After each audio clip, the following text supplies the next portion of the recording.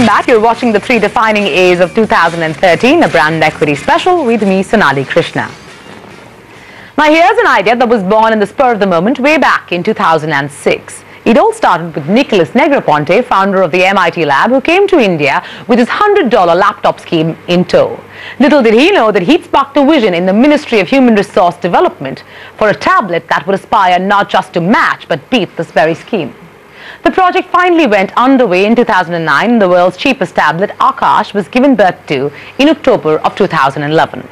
Designed as the elixir of India's stunted education story, Aakash soon came to the spotlight for all the wrong reasons. Nicknamed the electronic brick for its technical faults, Aakash's failure forced a determined government to improvise. An improvisation that resulted in the launch of a superior tablet device, Aakash 2. With tall ambitions of changing the educational landscape of India and reaching out to all of its 220 million students, Aakash 2 is well on its way to becoming a brand to watch out for in 2013. If you're wondering how, well, Kushbu Patoria is here to tell you just that. This time round, the Indian government is fiercely determined towards making Aakash a ground reality, something it failed to do when it launched Aakash 1. The first phase of the rollout in January 2013 will see 100,000 units of Aakash 2 that will be handed over to IIT Bombay, which will in turn distribute them to other engineering colleges and universities around the country. The government commitment is to get the larger number of tablets procured and deployed at 50% concession that everybody speaks of. All 1 lakh tablets are being paid for by the government and they have to be deployed in our project.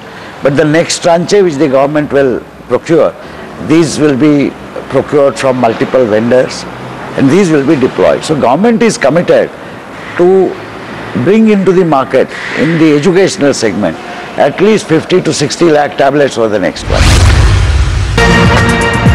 The second and most crucial factor that will contribute to Aakash's success is its compelling price point. Most technology experts believe that 2013 will be a landmark year for the tablet market, so much so that tablets will soon replace personal computers. The commercial version of Aakash 2, the UB Slate 7CI that will be available in local retail outlets, stands to gain from this trend given its disruptive price of Rs 4,300. December of 2012, more tablets than notebooks in India. By December of 2013, we'll probably have twice the number, if not 3 times the number of tablets than notebooks. And it's all going to be driven by devices, quality devices, where the pricing just keeps coming down. Historically, government projects like these haven't been very successful simply because of a lack of local content. Aakash 2 has taken care of that very well. With IIT Bombay at the helm of this project, a host of educational tools, applications and online lectures in regional languages have already been designed for the tablet. This is something that could really help to boost a lot of the skill set and the education and so forth. And in that sense, purely on that merit, you could argue that there is quite a bit of success. In other countries like Thailand, where there's a question of whether or not there's enough local content that's available. The good thing is, in the India case, we do see that content already available. It's now time to get a complete lowdown from the creator of Aakash 2, the CEO of DataWind, Suneet Singh Tuli. Sonali Krishna caught up with the man in the spotlight and began by asking him the progress they've seen with Aakash 2 as far as being able to fulfill the number of orders they've received from the government so far. After this initial batch of 100,000 units, they will put out tenders for another 5 million units. And they've got a budget in place for those 50 lakh units. This is the second stage. We expect that the scale will easily reach 30 to 40 million units annually as soon as 2 or 3 years from now. You said, it will look at a tender process. What do you mean? That you'll be one of the many competitors? We will be one of the many competitors. What the government's done is that they've recognized that the specifications in technology change very, very fast. So they're going to improve the specifications or modify the specifications every 6 months and ask everybody to come in and bid and try to achieve their price point. The government has set a target price point which is very, very aggressive. So they're purchasing around $40 rupees 2,263 at this point, but the target price is $35. The very large companies, the traditional brand names that you may be more familiar with, don't want to participate in these. I'll give you a prime example. The UP tender for tablets disclosed. The lowest bid for that was 19,000 rupees. So, by setting eligibility criteria in that tender as an example that allowed only multinationals to participate, the lowest bid in there was at 19,000 rupees. So, while we've heard about Akash in bits and spurts, and a lot of criticism for Akash 1, your critics were very loud. We are yet to see a comprehensive communication campaign to actually educate, build awareness, and even possibly talk about the benefits of what this revolutionary tablet at a fantastic price point can actually do. I think it's intentional. I think that the government doesn't want to misset expectations before wide availability. So remember the two products. One is the UB Slate series of devices, which is our commercial brand sold in the open markets. The second is Akash, what we deliver to the Indian government, and they brand as Akash and put out to students. But what's happened on the government side is that initially they're working with 100,000 units. The demand, as you can imagine, is significantly more than that.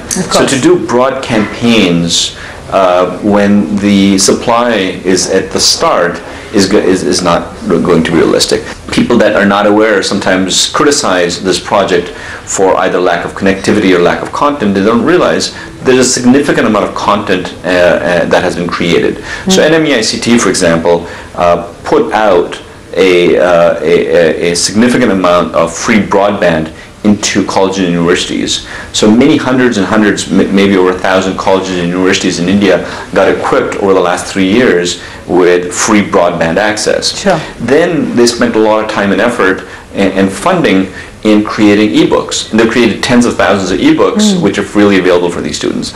On the commercial side, we have similar kind of hesitations. Even with Akash 1, even with the criticism associated with that, because the price point was so low, was so aggressive, a significant amount of people called into our call centers and went online and started pre-booking the units. And that pre-bookings have ballooned all the way to 4 million units. 40 lakh units have been pre-booked. And while we're aggressively delivering as much as we can, we deliver 2,500 to 3,000 units on a daily basis, the incoming pre-booking rate is significantly more than that. Now, our expectation, based on our volumes, is that we will do between 2 to 3 million units in that period, commercially. There were a lot of accusations and allegations made that you've essentially picked up a Chinese kit and assembled it in India. I mean, is that actually true?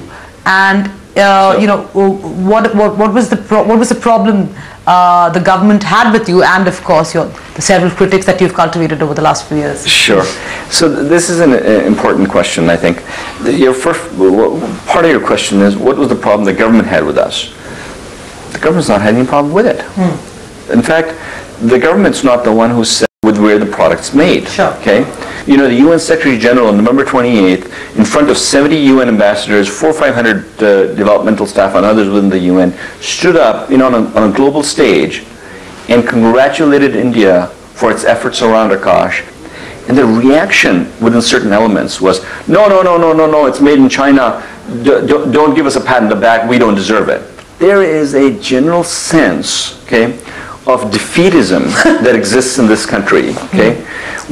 Yes, to expedite the delivery of the product, we started collating kits in China, and then we did the final assembly here, and then we shipped those, okay?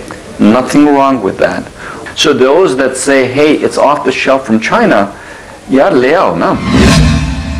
There you have it, Brand Equity's educated predictions for 2013. The first being Arvind Kejriwal's newly formed Aam Aadmi Party. The second being Aadhaar, which is the social inclusion identity platform popularly known as the UID project. And the third being Aakash, which is an Android-based tablet computer developed as part of the country's aim to link 25,000 colleges and 400 universities in an e-learning program. And with that, we bring the curtains down on this special year-ender edition of Brand Equity. Wishing you a fantabulous 2013. I'll see you next week. Have an enlightening year.